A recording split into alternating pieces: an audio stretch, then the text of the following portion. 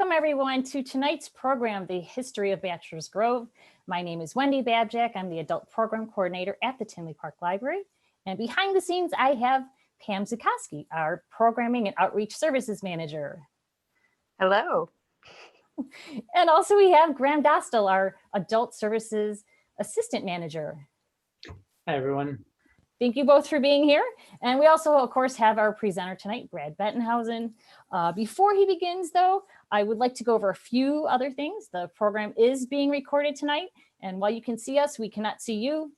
The recording to this program will be available to watch for 1 week, and I will send a link to that recording and a follow-up email, so please watch for that. Through tonight's program, you can communicate with us through the chat and the Q&A. So please enter any questions and comments there, and Brad will just address them throughout the presentation as well as at the end. And our speaker, Brad Bettenhausen, he's a local historian, very knowledgeable. He says I may have to stop him while he's talking about this subject. So please welcome Brad. Brad, it's all yours. Thanks, Wendy.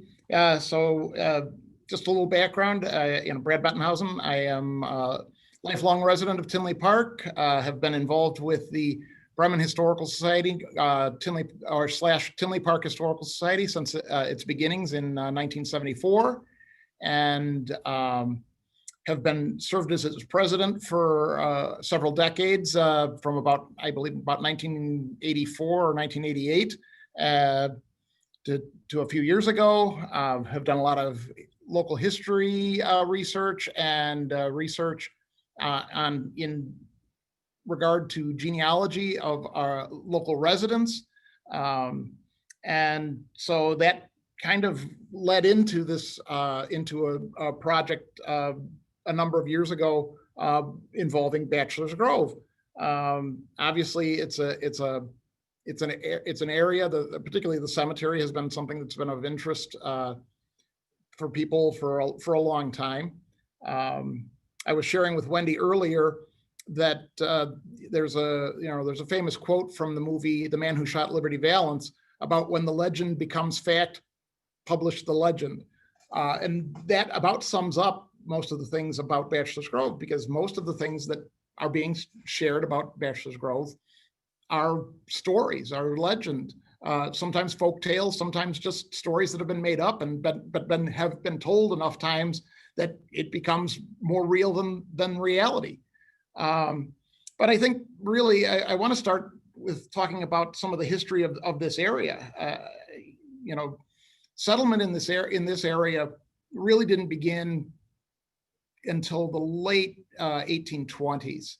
And so there were a few people, hardy pioneers would come into this area, and it was very typical for them to come in and settle near areas where there were groves of trees, stands of timber. There were two reasons for that, obviously. One was that it provided a ready supply of material for building houses and other structures that they needed to get settled. And the other is that the prairie soils were a little easier to break and cut to be able to begin farming. So in this area, there's a number of early stands of timber that were cropped up amongst the prairie that are documented from the earliest surveys of the U.S. government that were conducted in the 1820s as well.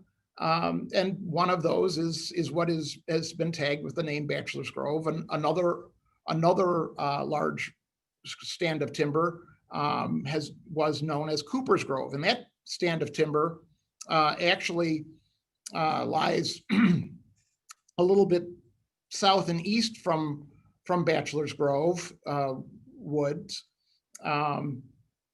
and includes, in today's perspective, includes part of Vogue Woods in Tinley Park, Yankee Woods in the Cook County Forest Preserve, and the adjacent areas of the forest preserve connected to that. And during the 1880s, 1890s, that area was that stand of timber, the Cooper's Grove stand of timber, was known as the oak forest because of the predominance of oak trees within that grove. However, the name of Cooper's Grove has kind of migrated and became associated with the area of Country Club Hills around 183rd and Cicero. But the actual stand of timber was further north.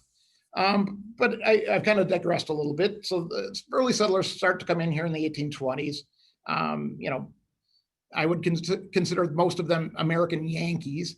They had been already settled into the eastern part of the United States. English, Irish, Scottish descent. Most initially coming from New York, Vermont, Connecticut, that area. The second wave of settlers really start to come in the mid to late 1840s, and Germans coming from Germany are the largest population that start to come in the 1840s and are the predominant settlement nationality for the next 50 years. So one of the earliest areas here was Bachelors Grove, where people had settled. Now, how does Bachelors Grove get its name? Well, again, if you go by the popular legend, Stephen Rexford, who had settled at the Grove around 1833 or 1834, at a point in time, he was a very prominent citizen and was actively involved in the organization of township government and the naming of the townships in 1850, when township governments were introduced into the community or into the state. And the story that he tells was that he and a bunch of unmarried gentlemen had settled at the Grove, and thus it was named as Bachelors Grove. However, in my research, I find that name actually was used fairly regularly prior to his arrival to the area. So again, kind of going back to my reference to the man who shot Liberty Valance, it's one of those legends that has become fact when it really is not. It's just it was his take on a perspective, because the name Bachelors Grove, actually I found references where it was in use, where Stephen Beggs was a Methodist circuit rider, and he was given charge of. He lived in Walker's Grove, which was west of here, and he was given charge of the Display and Submission in 1832, which included specifically a reference to Bachelors Grove. And a Gazetteer of Illinois, published by J.M. Peck in 1834, provided a listing of reference to Batchelors Grove, Bachelder''S. So the name was already well in use, and if you look at old maps of the area, and which identifies the names of these groves of trees, most of these groves have a family name attached to them, like Cooper's Grove, Walker's Grove, Gooding's Grove, and so on. Most of them are attached to a family name. So it's most likely that this stand of timber was named after a family with the name Batchelor. Now, the predominant spelling in historic references that I found spelt the name Batchler or LOR,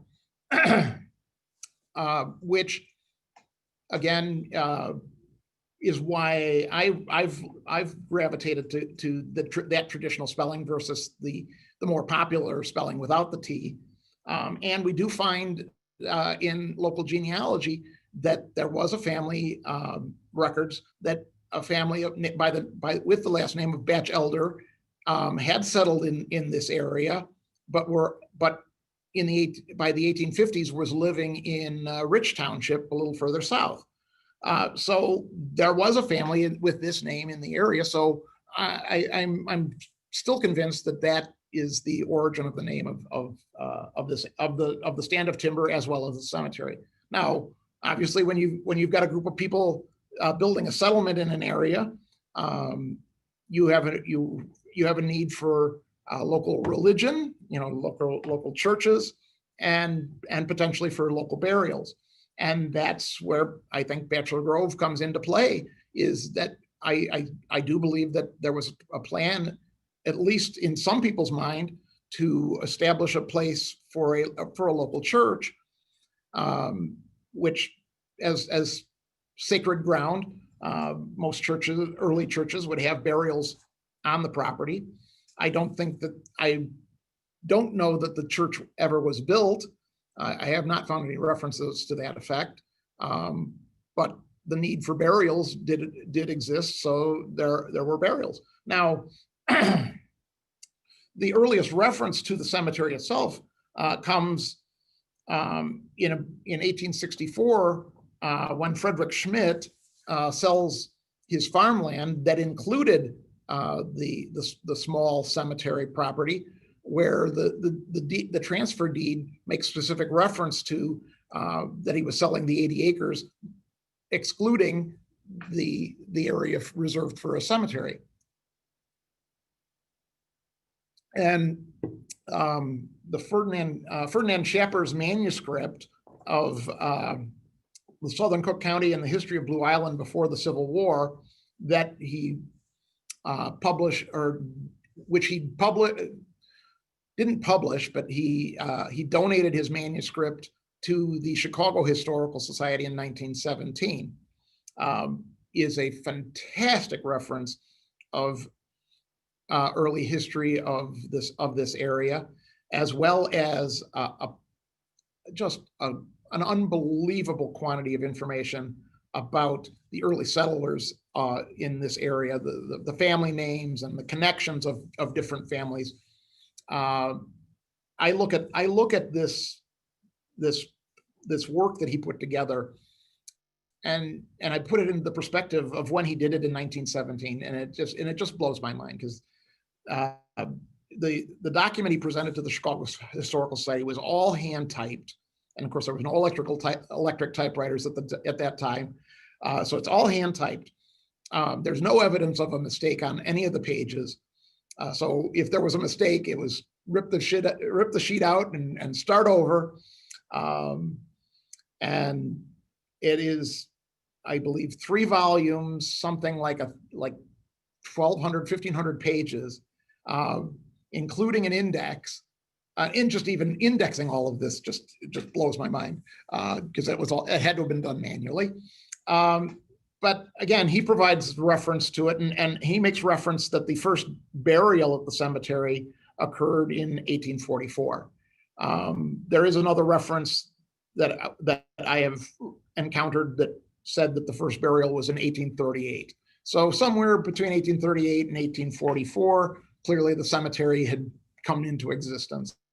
And and had it been a church site, which again is still possible, by the time we get into our time of the 20th century, it had been long gone. So probably not even any trace of where it had existed. There's a small cemetery associated with the Methodist Church at Wheeler Road and Harlem Avenue, that at one time included a church on that site. And that church, I'm not sure when it disappeared, but again, there had been a church at that little cemetery site at one time. So again, I still believe that there was probably a church here, or if not, there was a plan for a church. Probably not a lot of overall, probably not a lot of burials occurred in the Bachelor Grove Cemetery over its history. I am, based on my research, probably at most maybe 200 people. Anyway, again, I will wander around a little bit and I'll come to the point. But again, with the early history, your early settlement is there around Bachelors Grove. There is a post office established under the name of the Bachelors Grove Post Office. Again, the spelling of that post office changes names several times over the years. It's established, I believe, in 1843, and that was also established by Stephen Rexford. And then in 1848, the Coopers Grove Post Office was established, again, serving a little further east in this area. But in 1850, when the township government was formed, in conjunction with the establishment of the township government and the naming of the townships, both of these existing post offices were renamed to correspond with their geographic location in Bremen Township. And so the Bachelors Grove Post Office had first dibs, being the older, and it became the Bremen Post Office. And the Coopers Grove became, the New Bremen Post Office, because it was the younger of the two.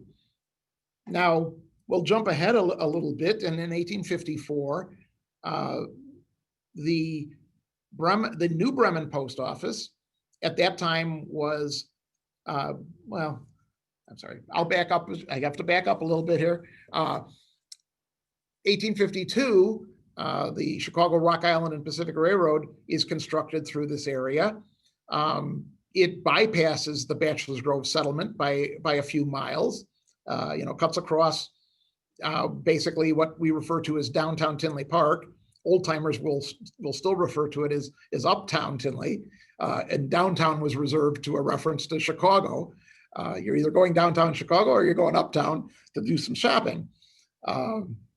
And so in 1852, the railroad is constructed through this area. It is built at least to Joliet in 1852. The dedication,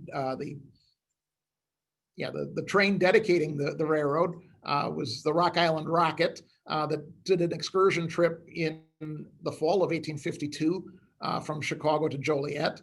And then because there's no turntable for turning an engine around in Joliet, they backed the train back to Chicago.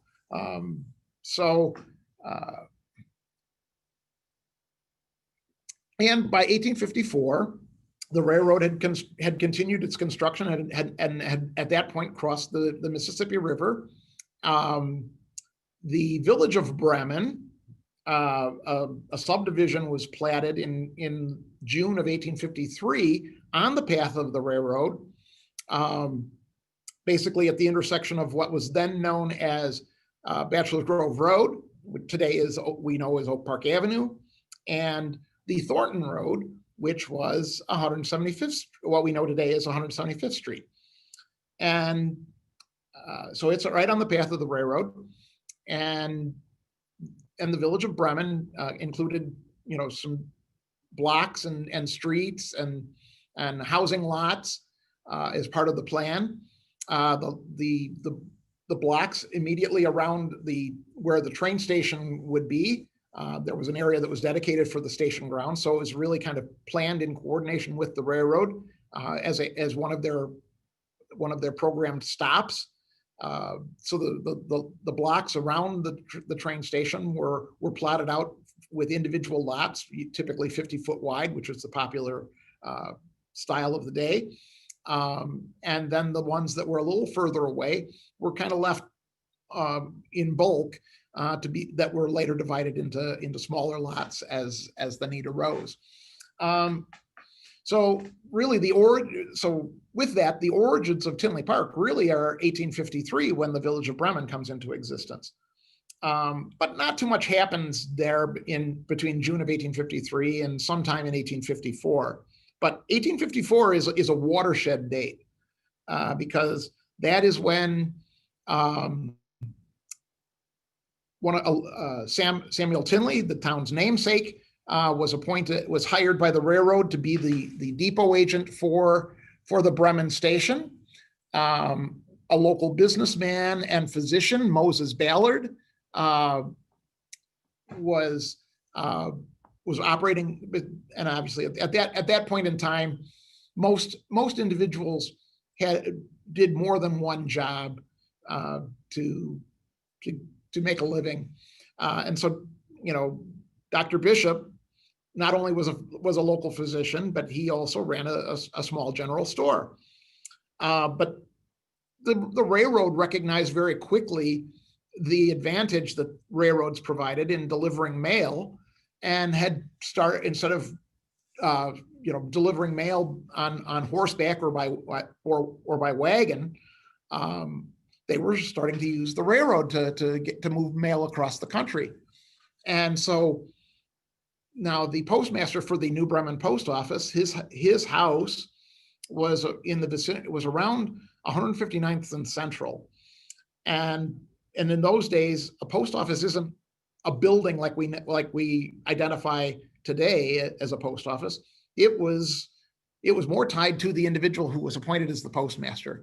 And story says is that the quote unquote post office for the New Bremen post office was an old wooden cheese box that he kept on his fireplace mantle in his house.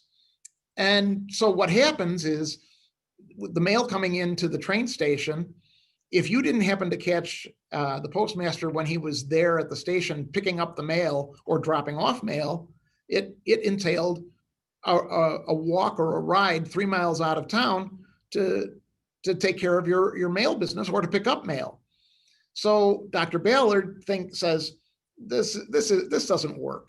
We need to have the post office in town. So he negotiated a transfer of the position of postmaster from the other individual, John Kegg, to himself in 1854. And so the New Bremen post office moves into the village of Bremen.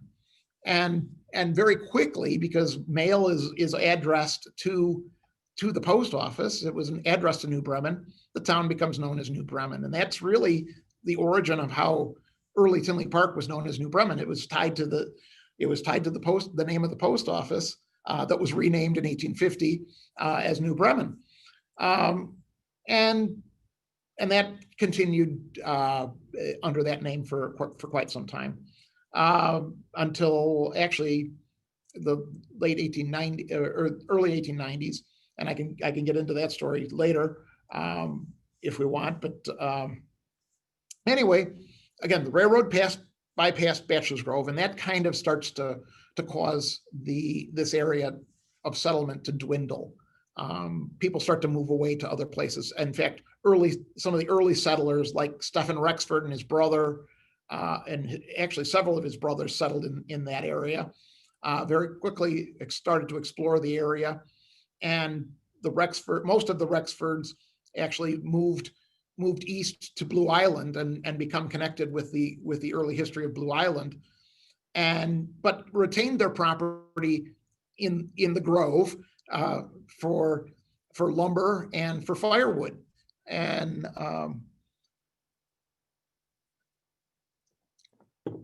then in fact, oh gosh, what is it? There's an old general store building in old downtown Orland Park that actually at one time was located in the Bachelor Grove area, that was picked up and moved to where it sits today. And so the area somewhat kind of disbands a little bit as the Germans start to settle into the area. Christian Gazel locates at the basically the intersection of 147th Street and Oak Park Avenue, what is now today Camp Sullivan. He builds his homestead there, maintains a small general store, and takes over the post office that effectively had its origins with the old Bachelors Grove post office. And now it becomes renamed the Gainesville Post Office. And it actually was a kind of a satellite facility off of the Tinley Park Post Office, or the New Bremen Post Office. But nonetheless, that's where the Gainesville name associated with this area comes in, and obviously a number of his relatives settled in the same area. And now predominantly German becomes known as Gainesville. But the cemetery is there. Some of the early settlers of that area utilized that cemetery. And then as the population changed, both by people selling property, moving in, moving out, selling property. But the other part of the change in the landscape was the children of these early settlers of this area, their sons and daughters were marrying the sons and daughters of the German settlers that are coming in. And so some of the older Anglican names disappear and become, are replaced with German names. At one point in my research, I had kind of thought it was a little bit of, these early settlers start to get overrun by the Germans coming in, and they don't even speak the same language we do, and we're out of here. But it really, as I did more research, I find that that's really not the case. Yes, there were some people that did move for greener pastures or what have you, but predominantly is the names just died out. Either the names they didn't carry on, there were no heirs, or they married into German families, and the German family names took the place of the English names.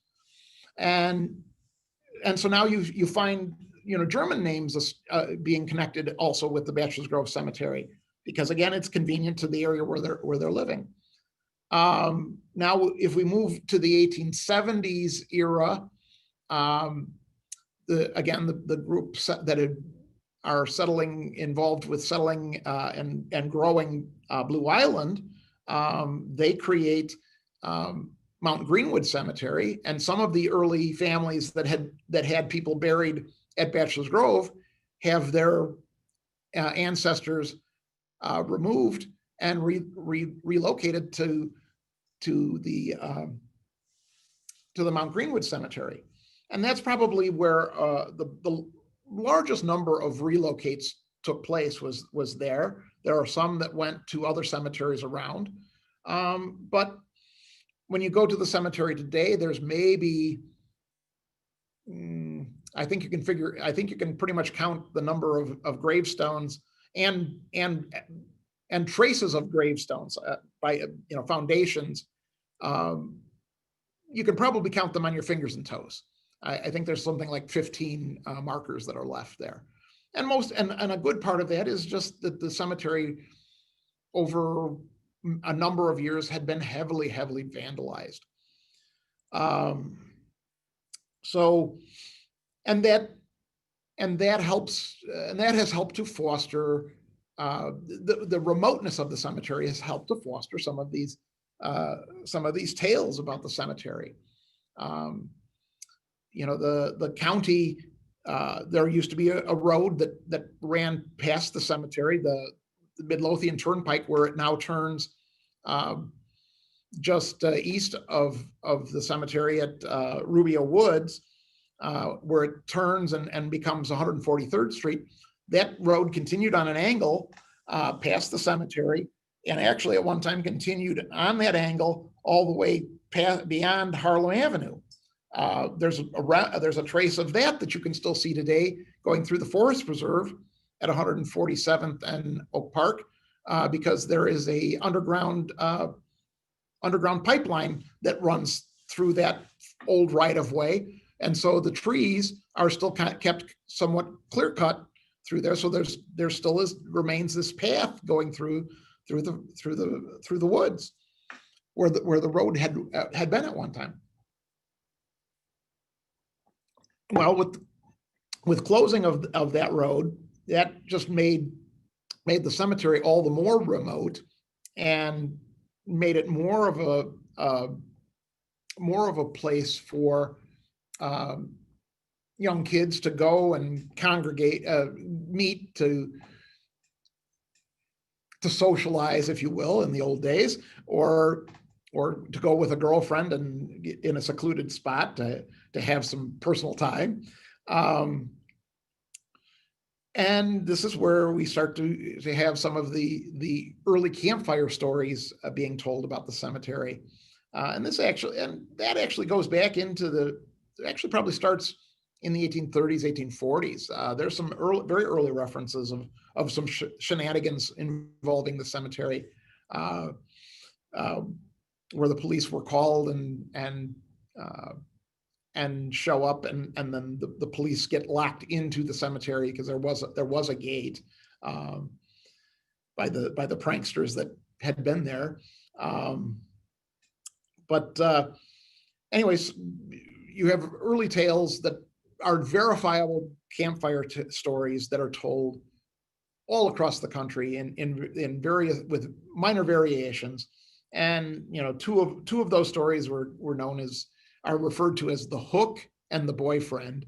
The hook, and this is, I think this is kind of cool because the story of the hook is the boyfriend and girlfriend are out at the cemetery for a romantic evening, and an announcer comes on the radio that there's an escaped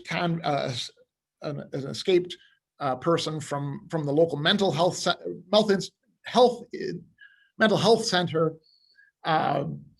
that is on the loose, and be forewarned and be aware. And one of his identifying characteristics is he has a hook for a hand. And so the girlfriend gets scared and wants the boyfriend to take her home. And when he goes to drop her off and let her out of the car, there is the hook attached to the car handle. And of course, with the Tinley Park Mental Health Center being located nearby, it just adds a little more credence to the story, and adds its own little local twist, if you will, to that story to give it some credence. The other story is of course of the boyfriend, and so they're out at the cemetery, and the girlfriend hears a noise and wants the boyfriend to go investigate. So he goes and he doesn't come back. And the next thing she sees lights in the rearview mirror, and it's a police car, and tells her to get out of the car, and she hears scraping on the roof of the car. And when she gets out of the car, the boyfriend is hanging from the tree above the car with his fingernails or his feet scratching across the top of the car. Again, variations of that story are told all across the country. So those are well-documented campfire stories.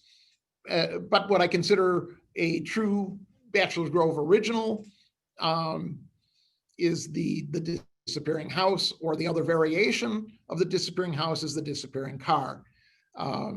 That various people talked about, see in certain conditions would see this house along the street, back from the street, usually on a dark and murky night with a little bit of fog. They could, some people described seeing a lamp in the window, and curtains in the window, and a light and the light on.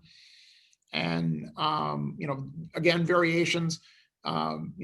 People who said that they had attempted to go to the house, as the closer that the more they walked, the house just kept getting further away, and then eventually would disappear, and it would appear at different places all along Midlothian Turnpike and along 143rd Street. various locations it was identified as being seen.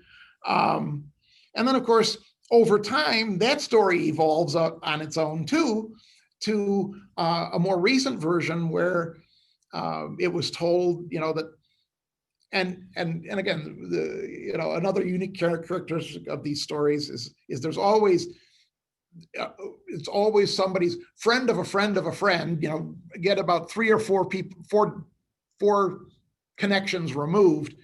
I know somebody who knew somebody who knew somebody. And so there's always a story about somebody that went into the house and was never seen from again. And then and again, the other variation was people talking about seeing a car on the road that would very abruptly stop, and they would run into the car. And when they would go out to get out of the car to investigate the damage and to talk to the driver, the car would disappear. So those were key stories that were told probably very heavily from the late 1940s into the 1970s. But beginning at about 1980 is when we start to see a bunch of other stories being circulated about the cemetery. And again, many of those have taken on a life of their own. There's a story about, allegedly the ghost of a farmer whose horse went wild and drug him into the pond that's adjacent to the cemetery. There's absolutely nothing to substantiate that story. There's another story that talks about Al Capone and the mob dumping bodies in the pond. That is loosely based on an article where there was a body found in a remote area nearby that had died of suspicious means. But there's again no evidence that anybody was actually dumped in the cemetery or in that pond. Now the pond itself has a little bit of history in that it started out as a small limestone quarry in the early days where they mined limestone for road work, and there was a spring nearby that eventually, when the quarry was abandoned, filled up the pond with water. And early reports talk about, it was a beautiful little pond, clear. You could see all the way to the bottom. The little creek that runs through it, that's a branch of Tinley Creek, ran more strongly, and it was said that it was the cemetery was a beautiful, idyllic spot that families would go and visit their relatives and have a little picnic on a weekday or on a weekend. That it was just a nice place, and you could go and you could fish in the pond and just have a nice relaxing day. Now, with some of the with reconstructing of 143rd Street and some other work that has been done, kind of changed the water flow in and out, and with that, the pond has become somewhat stagnant, and so in the summertime, it gets covered over with algae and has become quite murky, so you really can't see too far into it. I haven't had any reports of how the fishing is anymore, but you still occasionally see people going to fish there. But I will say that it's my belief that a lot of the headstones that at one time existed at the cemetery are at the bottom of the pond, with vandals having tossed them in. Now, I think it was in the 1980s. I had a local resident here in Tinley contact me saying that he lived over in Tinley Heights, the west side of Harlem, south of 167th Street. And he says, I'm out walking my dog, and the phone company's trenching in a new phone cable. And in the pile of dirt that they've dug up, there's looks like a headstone laying on top, and thought you might be interested. And so I went over, and he had gotten the stone, and I retrieved it from him. He had cleaned it up, and I looked at it, and it was for Emma Fulton, who was one of the children of John Fulton, I believe John Fulton Sr., who had passed away at a young age. And so my speculation is that at some point, as Tinley Heights was being built, somebody had stolen that small headstone and used it maybe for a Halloween front yard display to give it some authenticity, and then tossed it onto in the field, which later became Tinley Heights, and got buried in the process, because how else would it have gotten where it was at? But again, we knew the first I saw it, I knew exactly who it connected to and where it connected and what cemetery it connected to, and we now have that headstone over at the Historical Society at the museum. But again, with my historical research, in the 1990s, the South Suburban Genealogical and Historical Society, some friends of mine were involved with that group, and they were working on combing through old newspapers and other resources to put together one of their publications listing obituaries of people who had died in the area, and organizing them by townships and what have you. And knowing that Bachelors Grove was something that was of local interest, my one friend, every time he or his partners had run across an obituary that made reference to Bachelors Grove, they were making a copy and setting it aside to give to me. And after a while, there was quite a number of them accumulated. And now, again, I have to take a little aside here. Trinity Lutheran Church, 159th and Oak Park Avenue. The original church was on Oak Park Avenue, directly across the street from the Trinity Lutheran Cemetery. There's a small office building there. It sits on the property now, but for a long period of time, that church was known as the church at Bachelors Grove, because again, it's close to that stand of timber that was historically known as Bachelors Grove. So with these obituaries, often, they would make reference, was buried at Bachelors Grove. So as I looked at these obituaries, and again, with some of the knowledge that I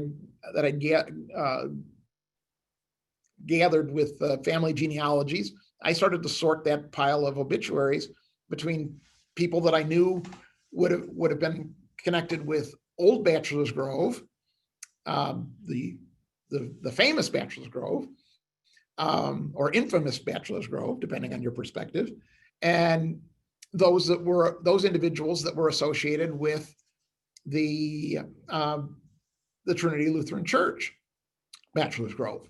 And then there was a third pile that I wasn't quite sure where they fell, and we're going to require some a little more research. And so it comes to a point where I've done this sort, and I start to look at some of the resources that we had accumulated at the Historical Society, and articles from newspapers. Bremen and high school students for a bicentennial project in 1976 had gone to the cemetery and done an inventory a reading of all of the headstones that existed at that time. And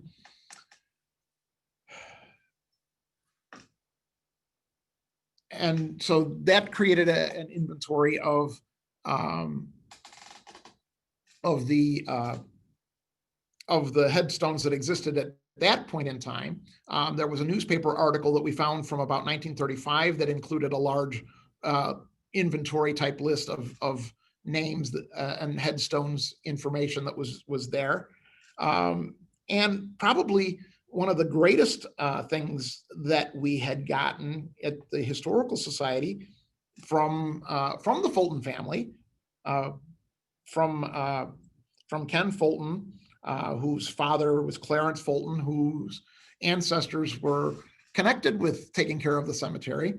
We obtained an old plat map for the cemetery that was drawn probably about 1870,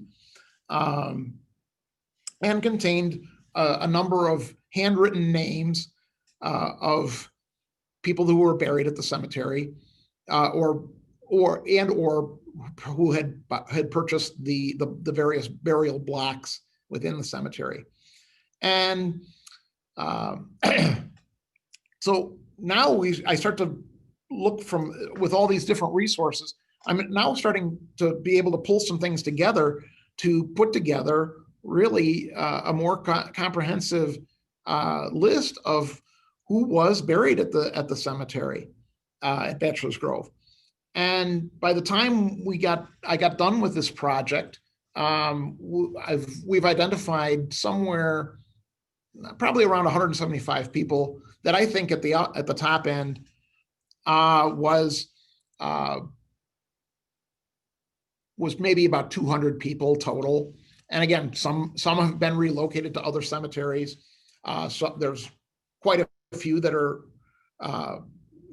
burials that are still there, that are no longer marked because the markers have been removed, thrown into the pond, stolen, otherwise disappeared, who knows. But again, it comes to a point in time where it is no longer used as a cemetery. The county had closed the road. We actually, along with this plat of the cemetery, was a plan probably from the early 1960s that had proposed creating a new entrance road off of 143rd Street through the Forest Preserve to access the cemetery, and would have taken a few of the unsold graves off to provide that new access, and basically a kind of a cul-de-sac type turnaround to access the cemetery. That concept plan never got executed. And so the cemetery became more remote with the closure of the road, and the county Forest Preserve District owns all of the property around the road. And again, as I had mentioned, the Fulton family had long had connection with the cemetery. There's a large number of Fulton family members that are buried there, from John Fulton Sr. To John Jr., Samuel Fulton, Robert Fulton. There's a number of the Fulton family that are buried there. And the Fulton marker is one of the more prominent, the family stone is one of the more prominent markers that remains in the cemetery, and probably the least likely, because of its massive size and weight, is one of the least likely to have been moved by pranksters or vandals. It has been vandalized with spray paint on a number of times, but the stone itself has been immovable. Most of the other headstones that could have been moved have been moved, and there are still some like the broken marker for Walter Patrick and his family. That one continues to move around the cemetery on a regular basis by people visiting the cemetery and relocating it from its original spot. But again, there's only a handful of stones that remain there today. It's somewhat frustrating, and in fact, one of the more artistic headstones that existed at the cemetery for Thomas Moss has been relocated to the Tinley Park Historical Society. But again, my research is really more focused on the history of the cemetery itself, more so than the folk tales and other tales told about the cemetery. Now, in the South Suburban Genealogical Historical publication on the cemetery, we reproduced the original plan of the cemetery. There were, I believe, 82 different lots for the cemetery. You can see it's kind of a triangular, trapezoidal shaped parcel of land, with this angle being the old Midlothian Turnpike. Up here is south of 143rd Street. The pond lies somewhere over here at beyond this corner. And with the plat map, the plat map of the cemetery that we have at the Historical Society, and again with these other resources, as I gathered these obituaries and other genealogical information, I started to be able to not only identify people who were buried at Bachelors Grove Cemetery, but I was able to start to put them into one of those 82 different lots.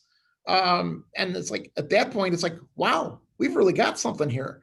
And I shared that with my friends at South Suburban, and they got excited too. And it ends up being a feature of one of their publications where the trails cross in the fall of 1995. And of course, as these things always go, the ink isn't even dry on the publication, and then I'm finding more information. And so additional information that came up about a year later, we did an addendum that added to the information that we had found. And there's still a handful of obituary or other references that I found that I couldn't specifically place into one of those 82 lots, but I'm still certain that they are connected with the cemetery, and eventually I will figure that out.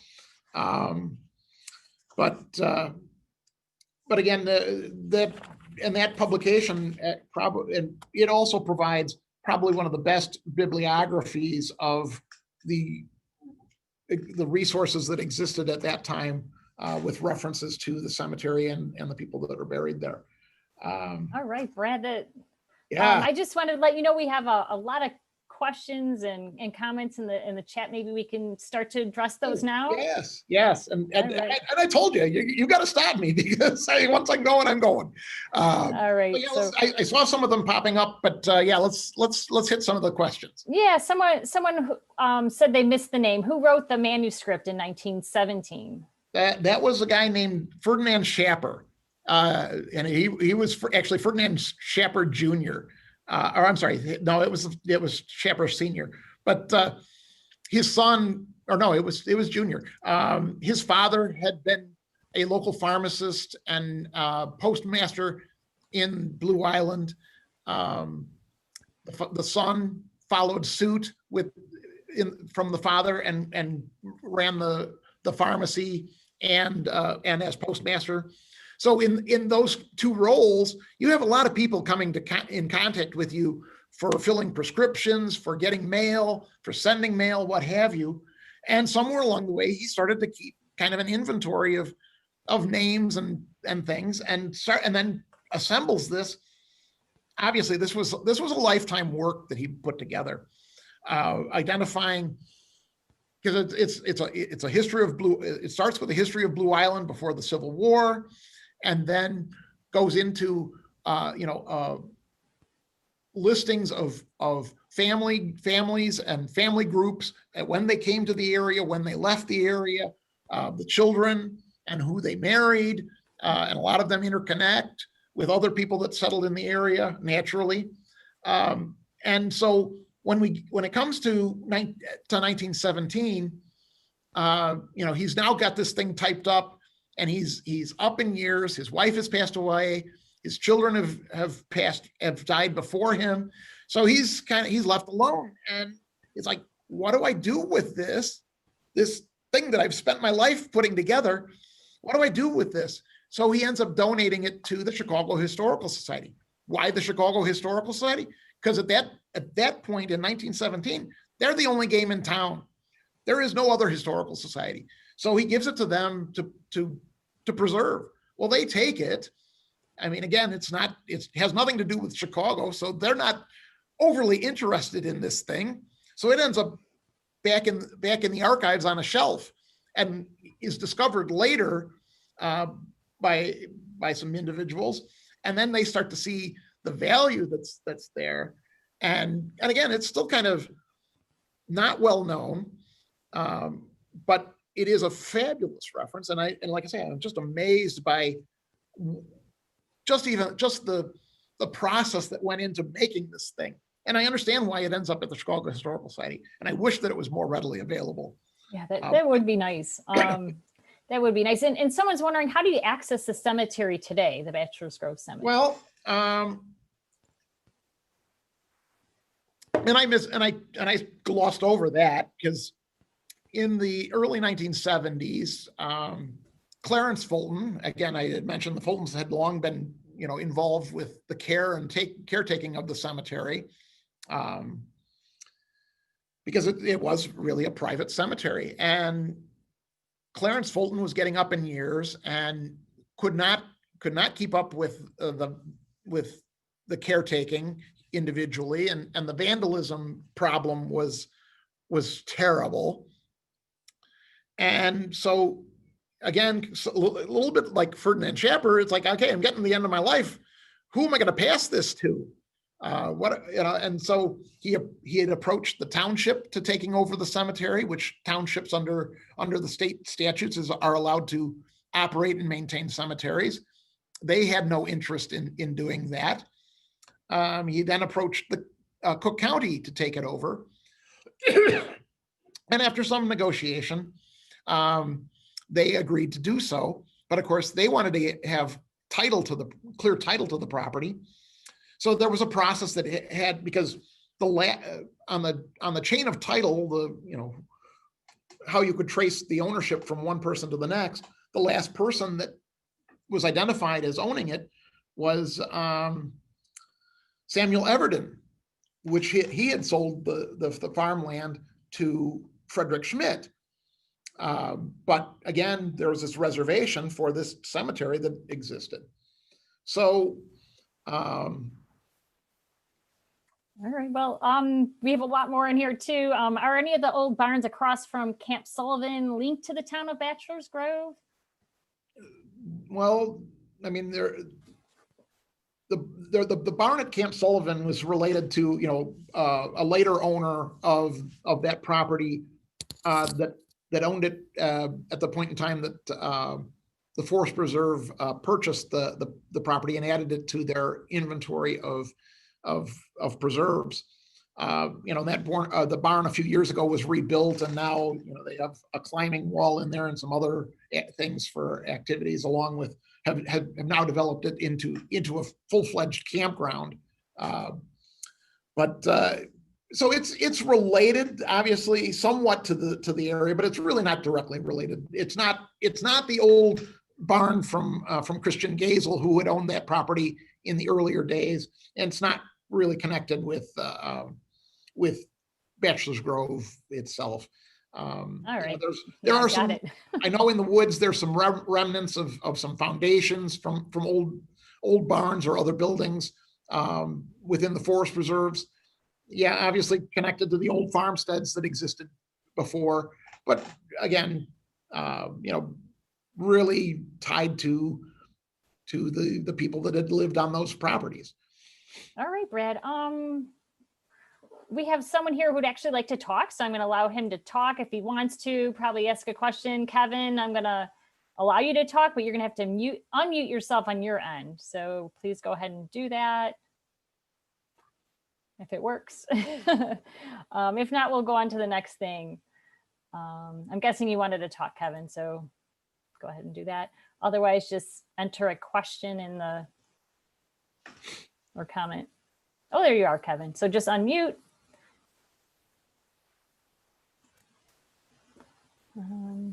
Well, actually, while he's doing that, if you want, Brad, if you could just... Let's hit with some other questions here. Yeah, so any relation to Fulton Market area in Chicago? I saw that one pop up. No, I don't think so. I don't think so. However, I won't rule it out. There are, I have come to believe in the interconnectedness of all things, and there are connections that I am discovering constantly in my research that are coming from places unexpected.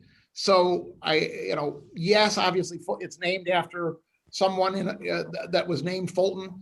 Are they connected to the Fulton family that settled here? Very likely, but how closely, I don't really know. It's kind of like, more personally, it's kind of like Bettenhausen. There's lots of Bettenhausens around that you can find around this area.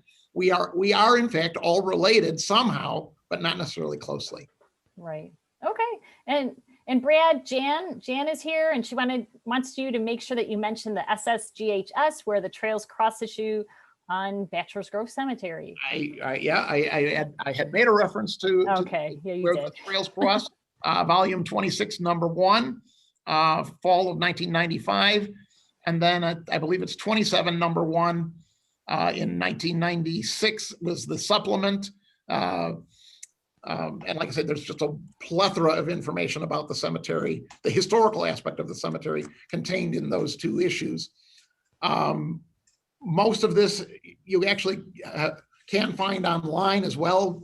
There was an individual that had put together a Bachelors Grove website that had published my manuscript on the cemetery, and as well as other information about the history of the burials and so forth. And again, I continue to still find new information on additional people to add to the list of burials that took place at the cemetery. All right, we have time for a few more. Are there any plans to restore the cemetery as a historical site? I don't think so. I will say it has been and somewhat frustratingly, it has been a challenge just to have the cemetery maintained and in some semblance of order. This, as I said, Clarence Fulton got the county to take ownership of the cemetery. So, and in the bigger scheme of things in the world, the Cook County Forest Preserve District is administered by the Cook County Board, but it's kind of a standalone entity. But so you have the property surrounding the cemetery owned by the Forest Preserve, who sets their own set of rules, and then you have the Cook County Real Estate Management Office that physically has responsibility for this cemetery and a number of other cemeteries around. And in fact, there's another small family cemetery nearby that is within the Forest Preserve itself, that the Forest Preserve in installing their walking trails a few years ago did some restoration to recognize the existence of that cemetery. But the county, again, you get a lot of finger pointing as to who's responsible for what. And sometimes, the county has not mowed or maintained the cemetery. Actually, most of the maintenance has been other people who have voluntarily gone in there and done that with or without permission. Now, the Forest Preserve has dictated that their forest preserves are open to the public from sunrise to sunset, which means that if you're in there after hours, you're in there illegally. You can be ticketed, you could be fined. So why is the cemetery so popular with ghost hunters and paranormal researchers? I have visited the cemetery a while ago on a fall walk with my family and couldn't believe how many ghost hunters were there. I also have friends in other states who actually know about Bachelors Grove, but myself growing up here never really realized this. So, well, again, that probably goes back to where I started with, the quote from Liberty Valance, the movie. The legend of Bachelors Grove has been blown so huge, it effectively becomes the fact, even though it is not fact. And it feeds on itself, that people go because they read about it in books, and there's lots of books that make reference nowadays that make reference to Bachelors Grove. And it's alleged haunting. And again, it's tied to these stories that have been drummed up. And most of these stories, in my research, I can document they start in 1980 and they didn't exist before that. And now I will say, I will not deny the possibility that it is haunted. It's possible, but I have not found any evidence of that in my research, nor have I experienced anything myself to support that. There's talks about floating orbs, and I can explain that as light filtering through the trees, through the leaves, creating effects that give the appearance of something floating. I don't know, but I've not found any evidence to support all these tales of it being haunted.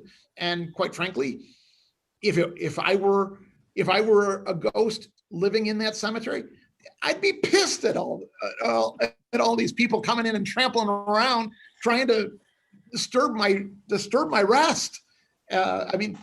I would argue, I argue this is sacred ground. This is a burial ground. It should be treated with some respect, and it doesn't get that because people are just between curiosity seekers, and there still are vandals that go out there just and to some degree they go out there expecting to see something, and then they don't see anything, and so gosh darn it. And so now they think they missed it, right? Who knows? It's just fun to think about, I guess, this time of year anyway, right? It's fun to talk about it. It's fun to, fun to think about it.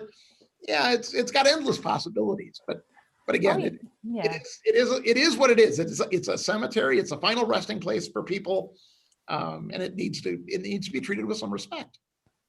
Where's the other small family cemetery that you mentioned? Where's that one at? That is again. The Forest Preserve has some trails that they've put through. That is 43rd, 135th Street, just west of Ridgeland Avenue, the north side of 135th Street. Just like I say, if you had parked, say at what is the preserve? Turtlehead or Arrowhead, park there, and you can get on the trail system and walk. You can get there. Sometimes people will park in that little shopping center at the corner and walk around over to it. And like I say, the Forest Preserve did a nice thing there, and kind of restored the area, put the markers that they could find and put them back the right way. Put a nice little display board with some history of the family. I believe that's the Sour Beer Cemetery. Okay. And everybody that's there is related to the Sour Beers that owned the farm there at one time. And that was very common, was to take a corner of the farm and use that as a burying place for family. Interesting. Yeah. What about the name Justamere Road? This is really probably going to have to be our last question, because we're going over here. So what about the name Justamere Road?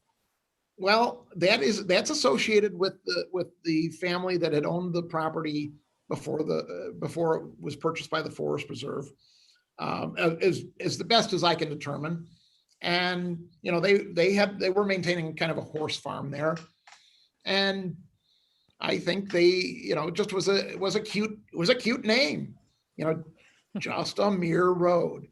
And actually, historically, that was an extension of Bachelors Grove Road, or Oak Park Avenue, going on up, because Bachelors Grove Road at one time continued all the way up to 135th Street where it ended. And the Forest Preserve closed that section between 143rd and 135th several years ago. And like I say, the section between 143rd and 147th got renamed as Just a Mere Road. So Oak Park Avenue basically ends at the curve when it turns into 147th.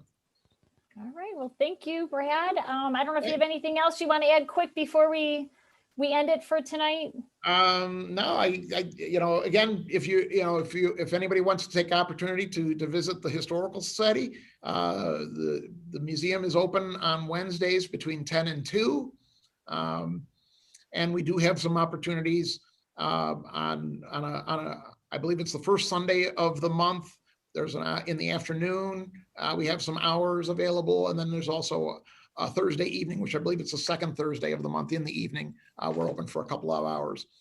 If that Wednesday midday block is not readily available. And we do make accommodations for people out of town or otherwise that want to come and visit and see the museum or do some research. We have a great research library of information on things of local interest of Tinley Park, local genealogy, and two large display areas of our artifacts of Tinley Park history. So it can be quite enjoyable to come and visit. All right. Well, thank you for the advice, and thank you for all this informative presentation today. I hope everyone attended learned something. And if you want to learn more, like Brad said, visit the Tinley Park Historical Society. I think they have a Facebook page too. So if you want to like their page and as well as our library page, that'd be great. We have a Facebook page. You can message us through Facebook. Our group has just recently introduced a website that is still kind of under construction. So I don't know that it's full functional yet, but it's getting there. And thanks for having me. All right. Have a good night. Good night, Good night. everyone. Thank you. Thanks for joining.